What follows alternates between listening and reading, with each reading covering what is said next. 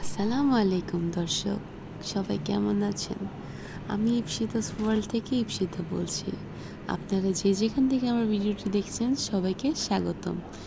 আজকে কোনো ব্লগ না, কিচ্ছু না, আজকে শুধু কুকিং ভিডিও হবে। তাহলে চলুন আজকে আমি কি বানাই সেটা আপনাদের দেখাই।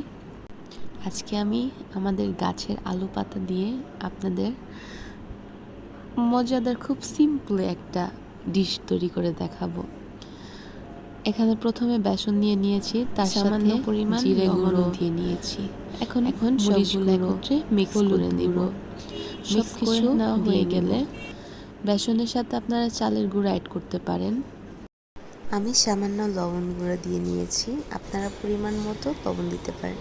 এই যে দেখেন কি সুন্দর না। আমি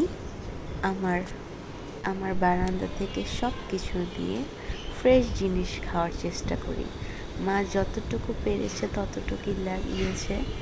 এখানে আমার বারান্দায় আছে পুঁই শাক, অনেক রকমের জিনিসপত্র আছে। এটা নিয়ে আরেকদিন আপনাদের সাথে শেয়ার করব। দেখুন কত সুন্দর না, কত স্মুদি, মাশাআল্লাহ। এখন এগুলো কিচেনে নিয়ে ধুয়ে নিব।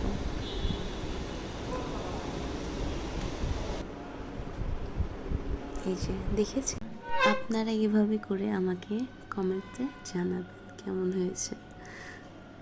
এই যে দেখুন ভাজতে এক এক করে সবগুলো দিয়ে নিব।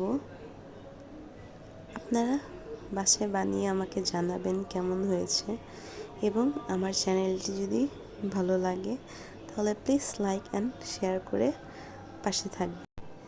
এই তো গরম গরম ভাজা হয়ে গেলে প্লেটে নিয়ে নিয়েছি। কত সুন্দর না, মাশাআল্লাহ। সবাই ভালো থাকবেন, সুস্থ থাকবেন, ইপসিতাস ওয়ার্ল্ডের সাথে থাকবেন। আসসালামু আলাইকুম।